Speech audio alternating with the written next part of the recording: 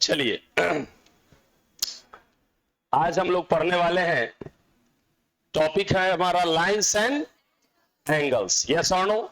जिसमें lines and angles में सबसे पहले किसके बारे में पढ़ेंगे? एंगल्स के बारे में। सेकेंड सेक्शन में हम क्या पढ़ेंगे? लाइन्स, जिसमें पैरेलल लाइन्स वगैरह के बारे में हम लोग पढ़ेंगे, यस और नो। ठीक है, तो टॉपिक है हमारा आज का टॉपिक क्या है? एंगल्स।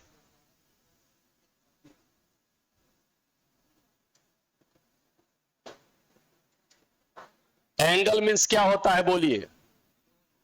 कोण होता है। ध्यान से समझिएगा, एंगल कब बनता है, ध्यान से समझिए।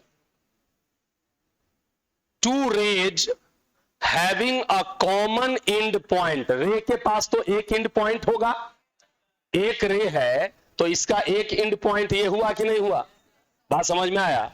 तो जब दो रे हो और दोनों रे का एंड पॉइंट एक ही हो तो किसका फॉर्मेशन होता है? एंगल का। ध्यान दीजिएगा, दोनों रे एक ही हो, एक ही एंड पॉइंट हो तो किसका फॉर्मेशन होगा?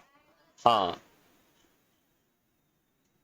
To rays having a common, क्या चीज? बोलिए। end points form an angle, right? दो रेज जिसका एंड पॉइंट क्या हो? कॉमन हो, तो किसका फॉर्मेशन करता है? एंगल का फॉर्मेशन करता है। ध्यान से समझिएगा, एक रे हमारा OA है। क्या है? बोलिए। OA एक रे है कि नहीं है? इसका एंड पॉइंट कौन है? बोलिए। O। समझ में आ रहा है? एक दूसरा रे है, मान लिया जाए ये रे हुआ हमारा कौन सा? B। OB, इसका भी एंड पॉइंट क्या है? O। मेरी बात समझ में आ रहा है? तो आपने क्या देखा, यहां दो रेज है और दोनों रेज का एंड पॉइंट क्या है? सेम है। कौन सा एंड पॉइंट है? O। तो ये दोनों रे जिसका एंड पॉइंट सेम है, ये यहां पर किसका फॉर्मेशन करेगा? एंगल। ये जो गैप है दोनों के बीच, एक रे ये है जिसका एंड पॉइंट ये है और एक रे ये है जिसका एंड पॉइंट ये है, ये दोनों का एंड पॉइंट सेम हुआ तो ये जो गैप बनाता है, this gap is called angle. Have you got any confusion? बात समझ में आ रहा है? ठीक है, ये हमारा क्या हो गया? एंगल।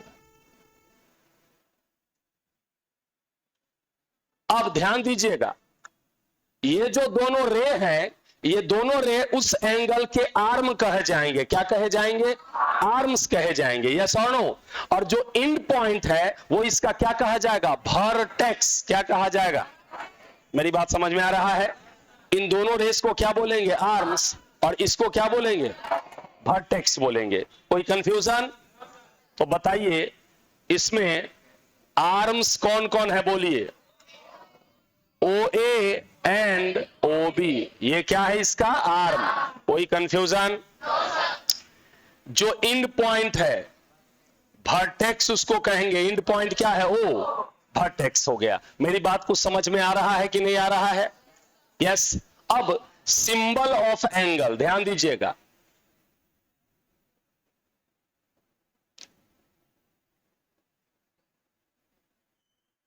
एंगल का क्या है? सिंबल, यस और नो। तो एंगल का सिंबल क्या होता है? ऐसे। क्या करते हैं? इस तरीके से। बात समझ में आ रहा है? एंगल का सिंबल किस तरीके से होता है?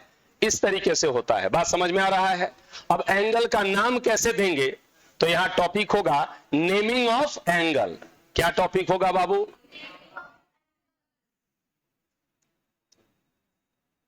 Of angles. एंगल्स का नेमिंग कैसे होगा? आइए मैं समझाता हूं आपको, ध्यान दीजिएगा। ये AOB यहां पर एंगल बना कि नहीं बना? तो इसका नाम क्या लिखिएगा? ध्यान दीजिएगा, एंगल का सिंबल डालिएगा, यस और नो। जहां पर एंगल बन रहा है यानी जो वर्टेक्स है वो बीच में होना चाहिए। क्या समझे बात को? तो क्या नाम हो सकता है इसका? AOB हो सकता है। क्या इसे आप BOA लिखिएगा तो पुलिस पकड़ लेगा? तो क्या हो गया ये? इसका क्या हो गया? एंगल का नाम हो गया। कोई कंफ्यूजन यहां पर? ध्यान से समझिएगा। अगर एक दूसरा एंगल ले ले हम लोग, PQR, यस, तो इसका नाम क्या होगा बताइए?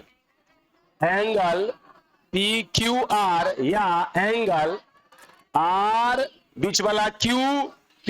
ध्यान देना है, जहां एंगल बन रहा है वो पॉइंट कहां होना चाहिए? हमेशा बीच में होना चाहिए। तो ये नेमिंग हो गया। मेरी बात समझ में आ रहा है कि नहीं? कोई कंफ्यूजन? एंगल के अंदर वाला जो है पार्ट, उसको बोलते हैं इंटीरियर ऑफ द एंगल, और एंगल के बाहर वाला पार्ट क्या हुआ? एक्सटीरियर। बात समझ में आ रहा है? ये एग्जाम वगैरह में सब कुछ पूछा नहीं जाता है, लेकिन फिर भी समझिए। मान लिया जाए कोई एंगल बना ऐसे AOB, ये एंगल बन गया, यस। तो ये जो अंदर वाला जो पार्ट है, ये सब जो आपको पार्ट दिखाई दे रहा है, यस और नो, ये सब जो पार्ट है वो कौन सा पार्ट है बोलिए? इंटीरियर पार्ट है। और ये बाहर वाला जो पार्ट है वो पार्ट क्या हो गया? एक्सटीरियर। इसका कोई मैथमेटिकल मीनिंग नहीं है, यानी कोई मैथमेटिकल यूज विशेष नहीं है। मेरी बात समझ में आ रहा है? ठीक है, तो ये इंट्रोडक्शन ऑफ एंगल है। मेरी बात समझ में आ रहा है? उतारिए इसको, नोट डाउन कीजिए फास्ट।